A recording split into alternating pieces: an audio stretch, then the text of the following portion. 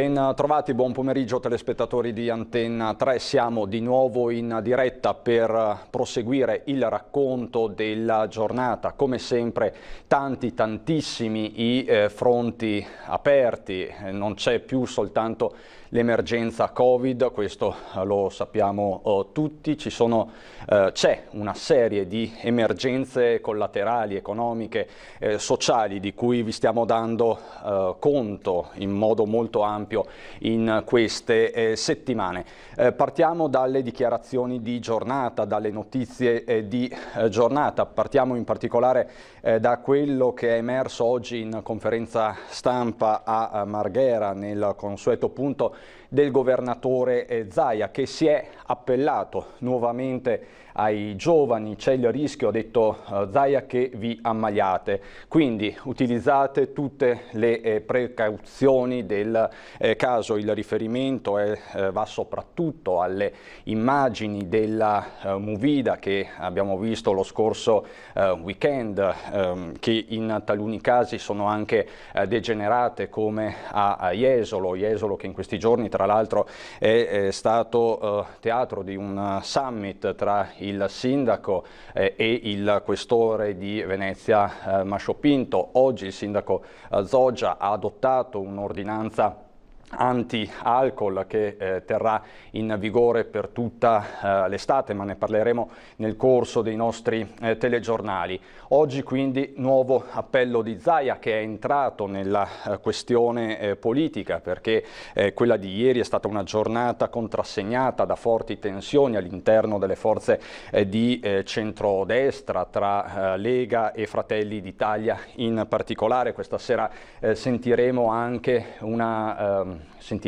quello che ha da dire il coordinatore regionale di Fratelli d'Italia, Luca De Carlo. Comunque diciamo che anche oggi Zaia è ritornato sulla questione dicendo che per l'appunto sull'autonomia bisogna essere chiari e che si augura appunto che ci sia un chiarimento con Giorgia Meloni e che tutto rientri nella norma dei rapporti tra alleati all'interno del centrodestra. Oggi, sempre a Marghera, si è fatto il punto zooprofilattico della situazione, perché c'è tutta la questione collegata agli animali domestici, alle zanzare, che sta destando un po' di preoccupazione. Di fatto è stato rassicurato, esperti hanno rassicurato sul fatto che le zanzare non trasmettono il virus, quindi questa è una rassicurazione, questo lo dice in maniera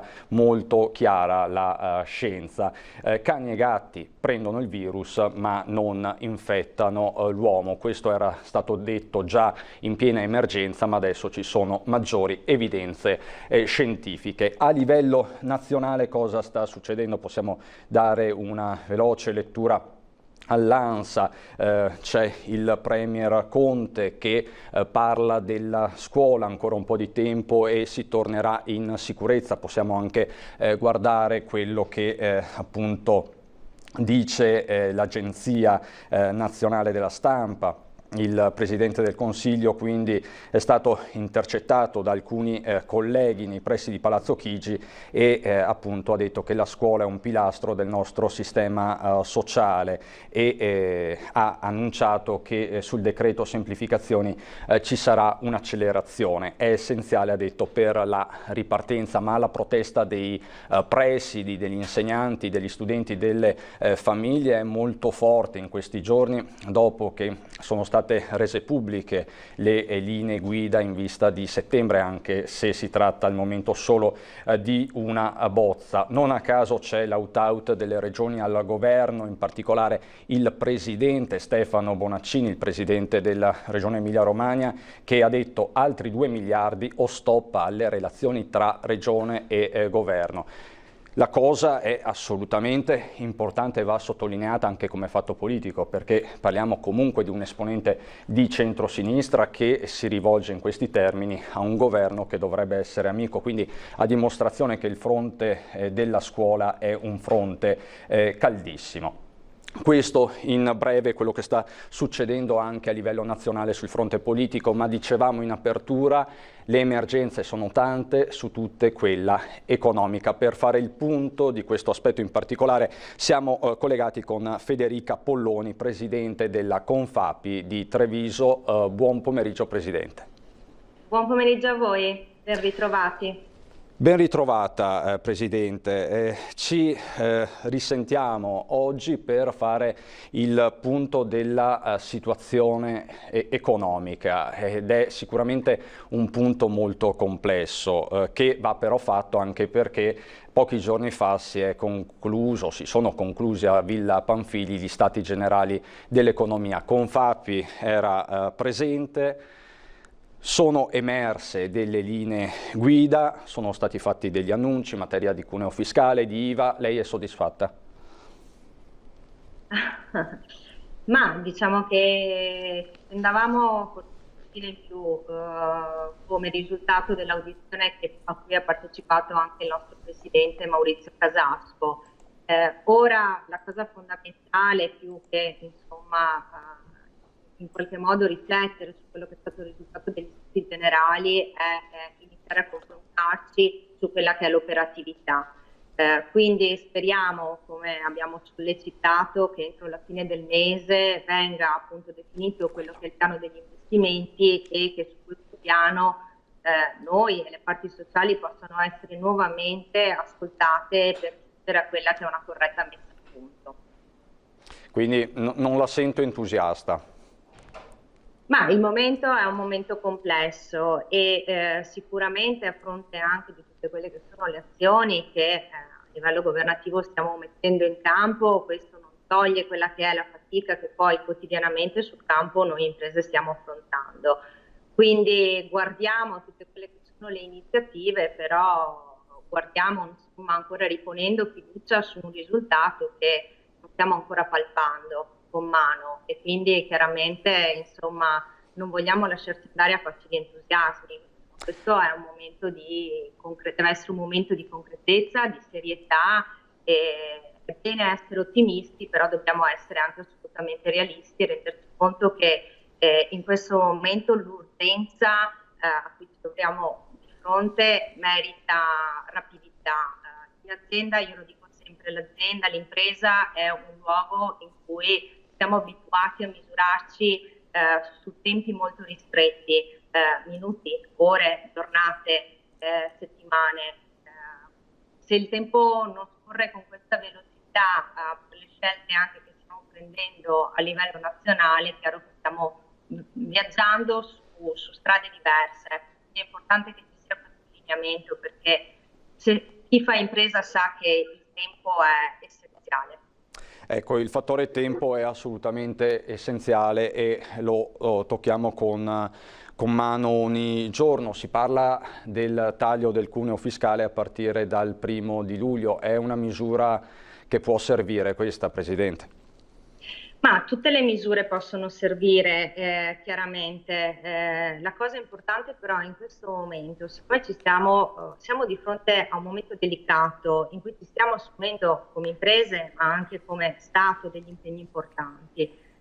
Quindi va bene tutto quello che si può dare respiro nel breve termine, però dobbiamo iniziare a guardare al nostro sistema e al nostro proprio sistema strutturale con uno sguardo nel lungo periodo.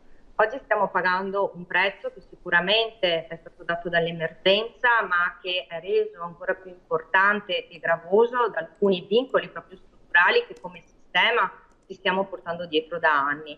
Quindi tutto quello che noi oggi stiamo facendo deve restituirci un paese più moderno, un paese più competitivo, un paese più forte. Questa è la riflessione che noi stiamo facendo come imprenditori all'interno delle nostre aziende. Dobbiamo farlo anche a livello di sistema. E il sistema in questi giorni, quello di Confapi in particolare, ha risposto ad una particolare problematica che è quella dell'accesso al credito, che è un tema che noi in questi giorni come emittente stiamo monitorando. Lo stiamo monitorando anche non solo con le associazioni di categoria, ma anche con le le forze dell'ordine, in particolare la Guardia di Finanza, che nei giorni scorsi ha festeggiato i 246 anni dalla fondazione. Parlando con il comandante regionale delle Fiamme Gialle, ci ha detto senza mezzi termini che c'è un rischio elevatissimo di infiltrazioni mafiose e di criminalità organizzata. Di più, non c'è un rischio, c'è una certezza, perché di fatto nel periodo del lockdown sono nate in Veneto, quindi quando non si poteva nemmeno andare a fare la spesa, per intenderci, 5.000 nuove attività economiche, 4.000 partite IVA, 1.000 imprese vere e proprie. Sono stati fatti degli accertamenti, sono iniziati e in tanti casi, centinaia di casi, si sono trovati soggetti con un pedigree tutt'altro che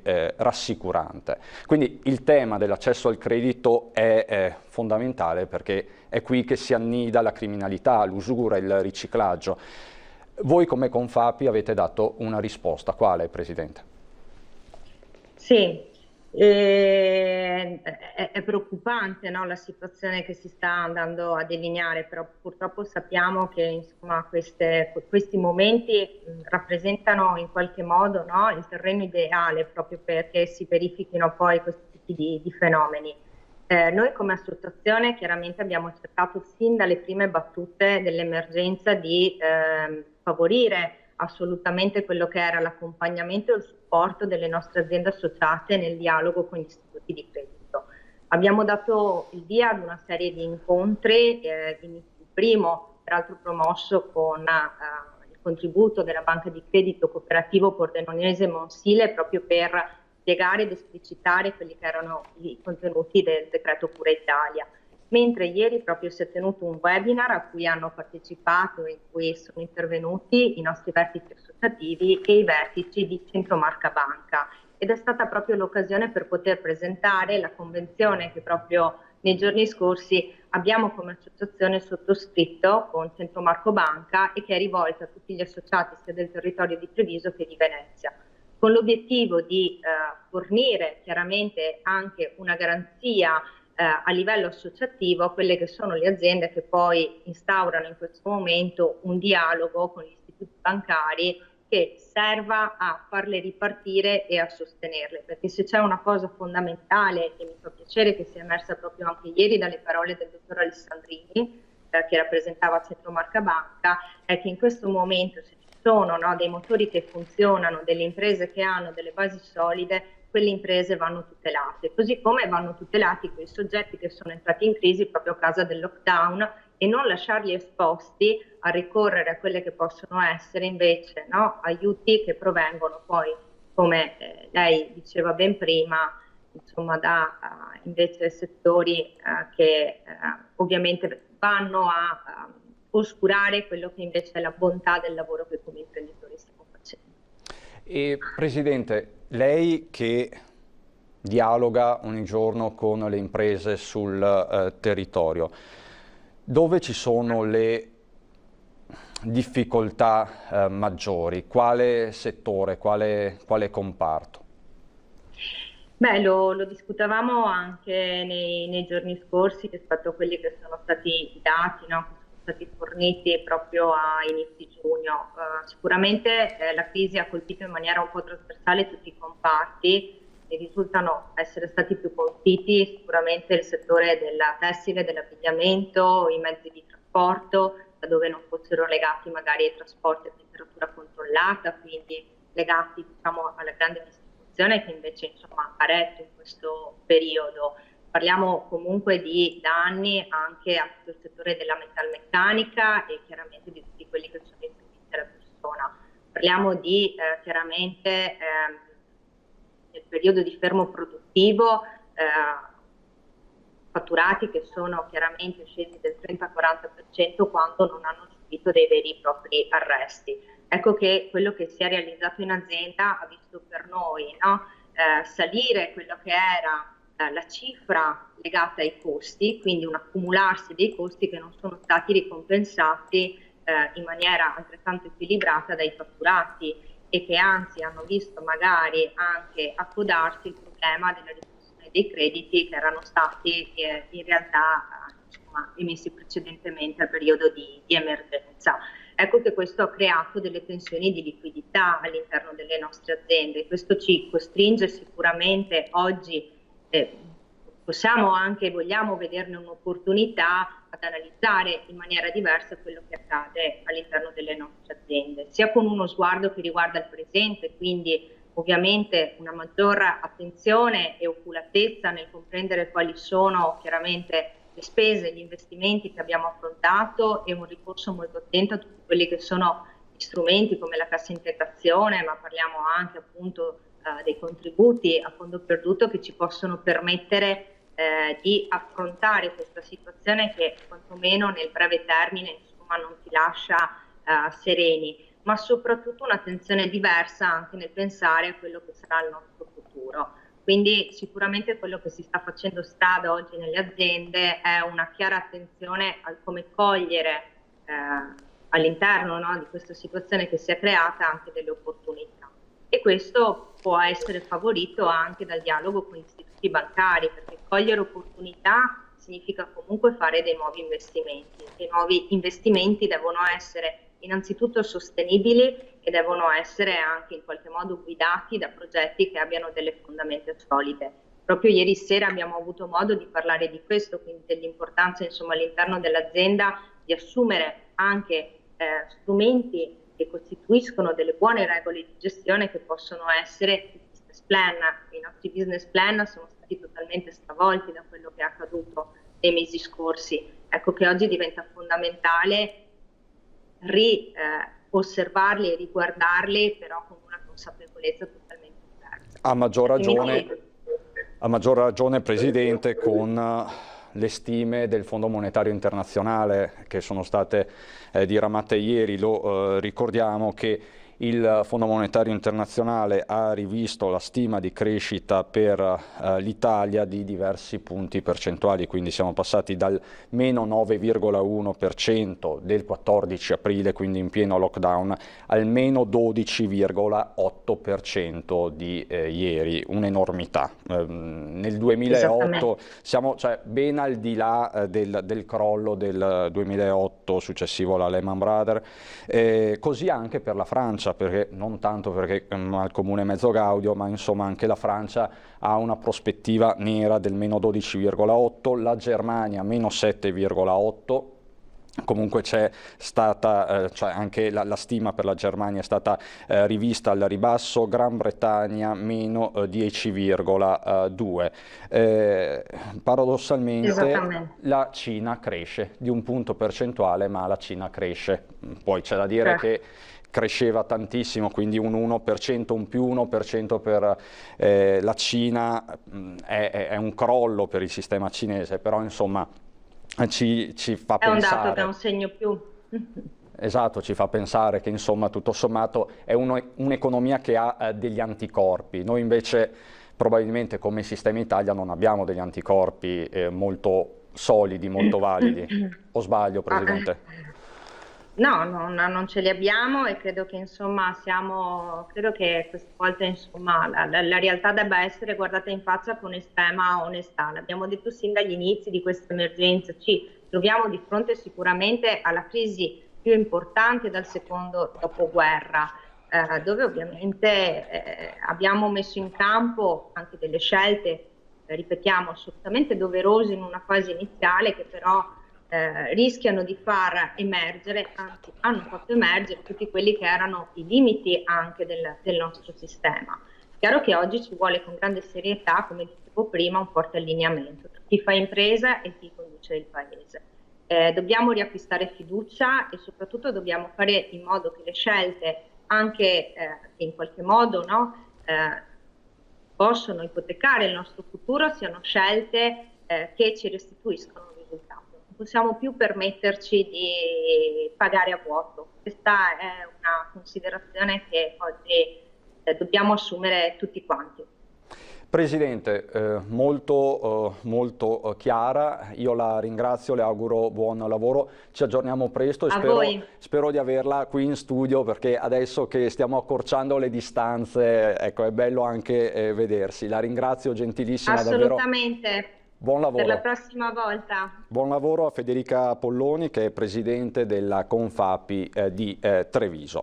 Dicevamo buon in lavoro apertura, buon lavoro, arrivederci Presidente. Dicevamo in apertura degli attriti nati ieri all'interno del centro-destra fra Giorgia Meloni e Luca Zaia. Casus belli, è stata una intervista rilasciata al Corriere della Sera, pubblicata ieri mattina dal quotidiano di Via Solferino, dove di fatto Zaia è stato molto netto nel dire o siete tutti per l'autonomia o andiamo avanti di fatto da soli, una sorta di out-out agli alleati del centrodestra. Meloni non ha gradito i toni e lo ha fatto presente, quindi di fatto poi c'è stato tutto un dibattito attorno a questa prima polemica elettorale di inizio estate. Io vi farei sentire, se la regia mi consente, vi farei sentire questi 30 secondi di Meloni oggi nelle Marche, che ha parlato delle campagne elettorali non solo nelle Marche ma in tutta Italia. I toni sembrano appunto volgere al bello. Sentiamo la Meloni, se possibile. Ma non c'è stato bisogno di convincere nessuno. Noi abbiamo fatto, chiaramente bisogna anche ricordare che tra dicembre, quando noi abbiamo fatto per la prima volta i nomi, e oggi ci sono stati anche 3 mesi di lockdown, nei quali non stavamo lì a fare le trattative sulle elezioni regionali, ci siamo tutti dedicati ad altro, quindi è come se questa scelta l'avessimo presa nel mese di marzo, diciamo, al massimo, e quindi è un tempo che io considero assolutamente ragionevole. È normale che bene o male si facciano anche tutte le verifiche, è normale anche da parte degli altri partiti, anche io, insomma, se poi devo scegliere e dare il mio ok su un candidato che non conosco, come nel caso degli altri per Francesco non lo conoscevano come lo conosco io, era normale che in qualche maniera ci fosse anche la richiesta di ascoltare il territorio, di approfondire. Mi pare che siamo perfettamente in tempo per fare un'ottima campagna elettorale. In molti casi dove noi abbiamo tutti i candidati, dall'altra parte ancora non ci sono. Ecco, queste le parole di Giorgia Meloni nelle Marche per lanciare la campagna elettorale in quella regione, quindi siamo in attesa che Meloni venga qui anche in Veneto per lanciare la campagna elettorale di Fratelli d'Italia. Così chiedo a Claudio Borgia, che è vice coordinatore di Fratelli d'Italia per la provincia di Treviso. Buonasera, sì, assolutamente stiamo attendendo come dire, con ansia che intanto si possa decidere il giorno esatto delle elezioni e poi per incominciare una campagna elettorale veloce che ci consenta poi di governare insieme e per risolvere i problemi dei veneti. Questo a noi interessa. Le chiacchiere, le incomprensioni volgeranno, come dire, al termine. Si andrà, si spera, uniti ovviamente per cercare appunto di risolvere i problemi. Quindi ecco, lei dice, ma come si spiega questo, insomma, i toni utilizzati ieri sera da Meloni? Meloni ha subito, diciamo, messo le mani avanti di fronte all'intervista di Zaia, non ci ha pensato 2 minuti. Certo, beh, come sappiamo tutti, anche nelle migliori famiglie si discute, però poi ci si trova tutti ad un tavolo e si va avanti uniti, per cui questa credo che siano, come dire, delle scaramucce. Lei sa benissimo e anche tutti sanno che in Veneto non troverà nessun amministratore, dirigente o militante di Fratelli d'Italia o simpatizzante che non sia a favore dell'autonomia, per cui, come dire, è un non problema secondo noi. Detto questo, come stiamo appunto vedendo in queste ore, la situazione sta via via migliorando e l'obiettivo è quello di ripresentarci con un centrodestra unito per vincere in Veneto e per vincere nelle altre regioni. Ci sono uomini giusti nel posto giusto.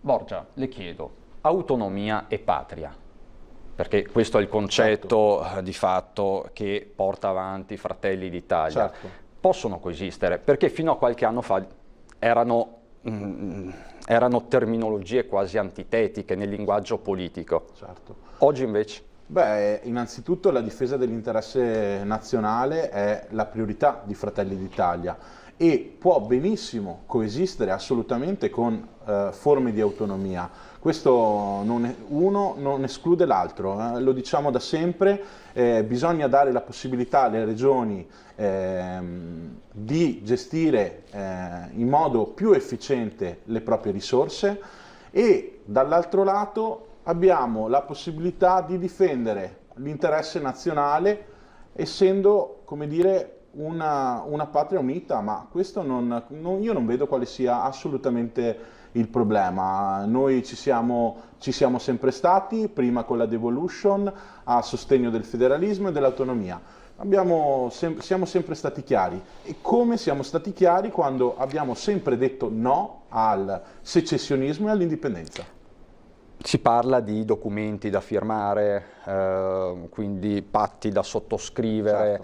Certo. Diciamo che non è il migliore modo per iniziare una campagna elettorale, ma lo fanno un po' tutti. Ecco, se la Lega chiederà firmate qua, cosa succederà secondo lei? Noi di destra siamo persone per bene, siamo persone leali e a noi basta una stretta di mano, non siamo come i grillini che firmano un contratto di governo e per 13 mesi cercano di rimbalzare ogni qualvolta si parli di autonomia. Per cui per noi basta una stretta di mano. Se poi bisogna sottoscrivere un contratto dove c'è l'autonomia, non vedo quale sia il problema, non sono io a decidere, c'è un bravissimo coordinatore regionale, il nostro sindaco e deputato onorevole De Carlo, c'è Giorgia Meloni, per cui insomma non credo che ci siano problemi, noi siamo per l'autonomia. Lei è anche assessore e questa sera è qui con noi soprattutto per questo, perché certo. Adesso cominciamo a occuparci di un altro tema. È assessore all'istruzione in comune certo. di Montebelluna. Diciamo che è uno dei grandi temi, l'istruzione, il mondo dell'istruzione di questa emergenza, di questa pandemia. Il mondo della scuola, tra l'altro, in questi giorni, lo abbiamo detto prima, è in rivolta. È una rivolta vera e anche abbastanza trasversale questa volta, perché di fatto sono gli stessi presidi, le tante associazioni dei presidi, che parlano di un caos su queste linee guida. Di fatto non c'è ancora nulla di definitivo, va detto, però quello che si prospetta a settembre è un mondo della scuola profondamente diverso rispetto a quello che abbiamo lasciato. E per introdurre l'argomento però andrei a Vicenza, perché vi voglio mostrare qual è l'umore a Vicenza e nel territorio berico. Vediamo.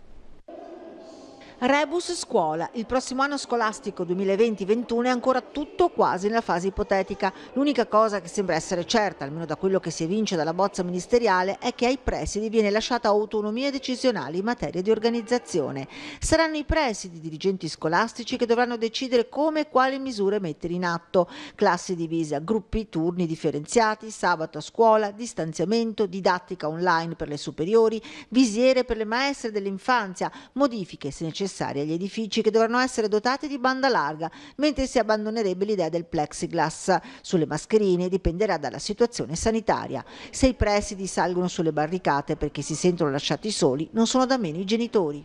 Come la vede lei questo inizio dell'anno scolastico 2021? È difficile, speriamo che provvedano alla visiera, che sarebbe la cosa più semplice, e che vadano tutti assieme subito, non a turni. Lezioni online? No, basta. Ci sono un sacco di stabili vuoti che si possono utilizzare, bisogna che hanno 3 mesi di tempo per pensarci, che trovino una soluzione. Certo mi sono posto il problema, se avessi dei figli che vanno a scuola oggi, io non so se li manderei a scuola. Con il discorso della mascherina che si sa fa più male che bene. Sarà un caos, perché se vogliamo mantenere l'alternanza, ad esempio, come si diceva, della frequentazione insomma, di scuola a casa, a gruppi, allora lì c'è un macro sistema che salta, perché è legato anche ai trasporti, è legato a, non so, alla frequenza, all'orario degli insegnanti. Conosco ragazze che avranno la maturità l'anno prossimo, sono già in ansia per questa cosa, perché non sanno assolutamente come sarà affrontato l'anno e come sarà affrontata la maturità. che già quest'anno è stato un po' un punto di domanda. Un punto di domanda ed è questo il mondo della scuola in questa estate 2020. Continuiamo a parlare di istruzione, ma soprattutto di un aspetto particolare, quello dei centri estivi, subito dopo la pubblicità.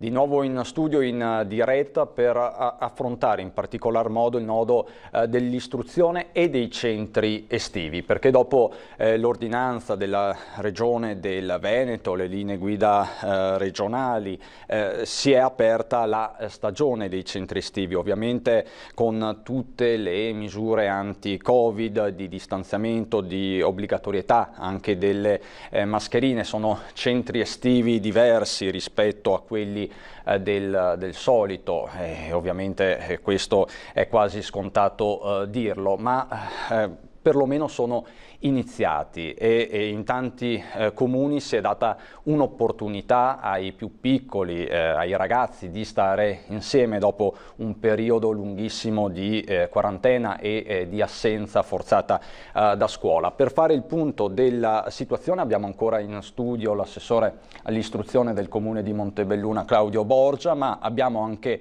collegato via Skype il vice sindaco, dovrebbe esserci, di Gavello nel Polesine, comune polesano, Marco Merlin, che ha appunto anche il referato proprio all'istruzione. Buonasera Merlin.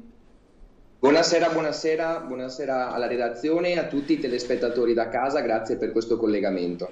Grazie a lei.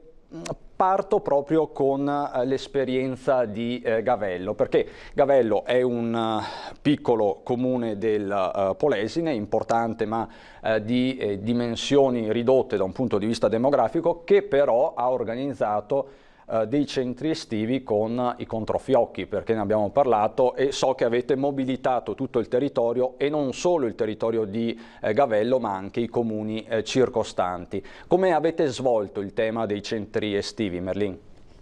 Sì, Gavello, come ha avuto modo appunto di accennare appunto all'inizio di questa intervista, è un piccolo paese appunto nel cuore del Polesine, che però ha una tradizione un po' consolidata da anni, che è quella di organizzare appunto i centri estivi per ragazzi dai 3 ai 15 anni e in collaborazione appunto anche con la parrocchia e con la polisportiva CSI di Rovigo, che ringrazio con l'occasione. Quest'anno non nascondo una certa difficoltà nel mettere insieme un po' tutti i diversi tasselli, appunto perché tutto possa rispondere a quella che è la normativa nazionale e regionale in materia di contenimento appunto del virus dal quale appunto stiamo lentamente uscendo. Diciamo che sicuramente quest'anno abbiamo dovuto rivedere il numero degli iscritti. L'anno scorso abbiamo avuto un grosso afflusso di ragazzi e di bambini provenienti ovviamente anche dai territori vicini. Quest'anno abbiamo dovuto rivedere appunto il tetto degli iscritti, portandolo dai 170 dell'anno scorso quest'anno a quasi la metà, quindi a 100, intorno agli 80 iscritti abbiamo fissato questo tetto quest'anno. E soprattutto ci siamo spostati con il periodo, abbiamo preferito prediligere il periodo di agosto piuttosto che quello consueto di luglio, proprio per uscire in qualche modo dallo stato di emergenza sanitaria che è stato appunto decretato dal governo nazionale sino al 31 luglio. La caratteristica di Gavello è quella di realizzare centri estivi dove i bambini, i ragazzi non siano tutto il giorno interamente nel plesso parrocchiale, ma che diciamo abbiano anche modo di spostarsi in parchi acquatici, in poli natatori qui del territorio, in escursioni in montagna, al mare e quant'altro, qualcosa che riusciamo a garantire sicuramente anche quest'anno, che fa un'eccellenza del nostro campo estivo, ma che ovviamente dovremmo effettuare, che dovremmo eseguire avendo attenzione al regolamento che abbiamo predisposto proprio per in ottemperanza a quella che è la normativa anti-Covid.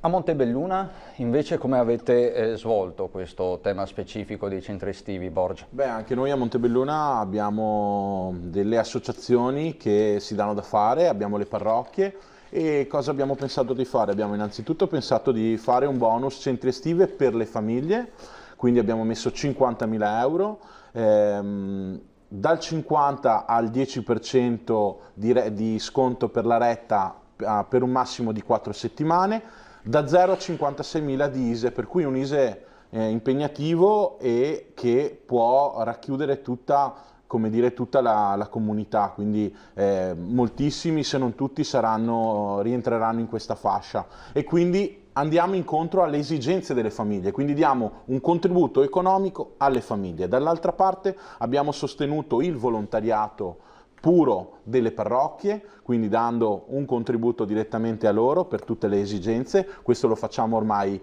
da anni, e dall'altra parte abbiamo attivato l'asilo nido per ovviamente l'asilo nido in forma estiva, appunto per 35 bambini residenti che ovviamente hanno richiesto di le famiglie hanno richiesto di poter mandare i propri figli appunto all'asilo nido in forma estiva.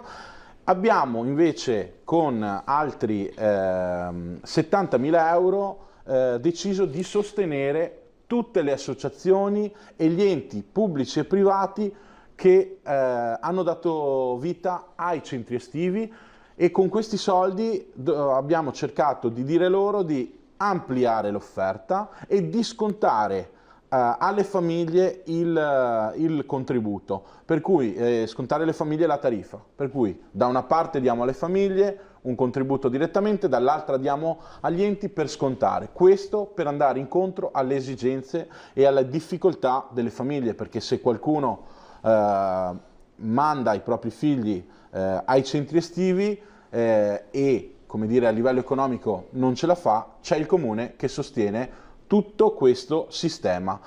Per non parlare poi di tutto quello che abbiamo fatto in precedenza. Abbiamo per esempio varato 40.000 euro per dare un contributo alle famiglie che mandavano i propri figli, utilizzavano il trasporto scolastico. Visto che da marzo fino a giugno non hanno più utilizzato il servizio, il comune ha deciso di ristornare queste risorse alle famiglie. Poi ci sono i 15.000 euro per la didattica digitale, ci sono i 30.000 euro per le scuole paritarie. Insomma, diciamo che abbiamo messo molte risorse a sostegno della scuola e dei centri estivi.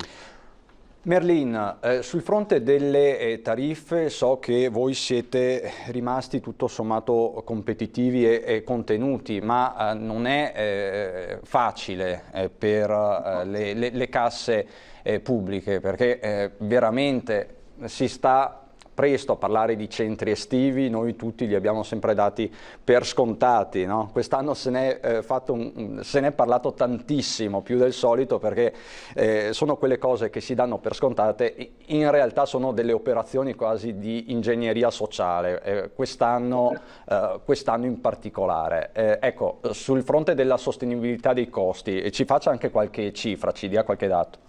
Sì, allora noi ovviamente ragioniamo su dimensioni diverse, abbiamo stabilito innanzitutto, apro una parentesi, nel senso che anche noi, come seppur un piccolo comune, abbiamo sospeso le rette appunto mensili da marzo sino a fine anno scolastico per quanto riguarda la fruizione di servizi quali il trasporto scolastico e quali la mensa scolastica. Per quanto riguarda invece proprio il tema specifico dei centri estivi, noi abbiamo voluto fissare una quota, diciamo proprio come accennato, molto competitiva rispetto ad altri centri estivi anche del territorio, che è di 150 euro per tutte e 4 le settimana di Ferragosto compresa, perché abbiamo voluto mettere nel pacchetto anche la settimana di Ferragosto, proprio per venire anche incontro alle esigenze delle famiglie che abbiano, non so, finito le ferie o non vadano in ferie, che possono trovare nel nostro centro estivo un valido supporto per i loro figli. Abbiamo fissato quindi 150 euro, comprensivo di tutte le uscite, comprensivo di tutte le iniziative che il campo estivo vuole offrire. Certamente questa cifra è una cifra tiratissima che non riesce a coprire le spese generali appunto di erogazione di un servizio di questa qualità, insomma, e la quota parte di differenza viene appunto messa dal comune. il comune in questo caso si fa carico di una spesa abbastanza considerevole, insomma, per quanto riguarda anche la nostra disponibilità finanziaria di un piccolo comune, ma è una volontà in primis del sindaco e di tutta l'amministrazione comunale, quella appunto di venire incontro alle famiglie, specie in questo periodo. Garantiamo anche il trasporto scolastico anche nei comuni vicini per chi voglia scegliere appunto il centro estivo di Gavello, e sicuramente anche lì mettiamo una cifra forfettaria molto bassa, che è di 30 euro periodo intero, insomma, e quindi il costo successivo a copertura del servizio viene appunto messo a disposizione secondo dalle disponibilità economiche appunto dell'ente. Ecco, tutti e due avete descritto con molta precisione quello che le amministrazioni comunali hanno messo in campo, e proprio questo è il punto. E vi faccio una domanda un po' più politica, perché di fatto i comuni sono in trincea, ma le risorse stanno finendo, o forse sono anche finite, per i comuni. Borgia, nei giorni scorsi abbiamo anche parlato con il suo sindaco, con Marzio Favero, che sta ponendo la questione delle risorse, ma di fatto tutti i sindaci lo stanno facendo, da destra a sinistra. l'ANCI si è fatta portavoce di questo. Come se ne esce? Perché le amministrazioni comunali, i comuni veramente hanno casse sempre più polverose. Sì, più che altro perché, come dire, se non abbiamo delle entrate in questo momento di Covid, come dire, tutto si è ridotto, per cui diminuendo le entrate facciamo fatica col bilancio, quindi tutte queste iniziative che abbiamo fatto anche nel recente passato, lo abbiamo fatto cercando di fare delle ricognizioni precise sui singoli capitoli di bilancio, e non è stato semplice. Vede, il governo ha finanziato i centri estivi. Il lunedì ci è arrivata una circolare a firma dell'assessore Lanzarin che ci diceva che appunto il Ministero della Famiglia ci aveva attribuito delle risorse, però non ci hanno ancora detto come poterli spendere, come fare.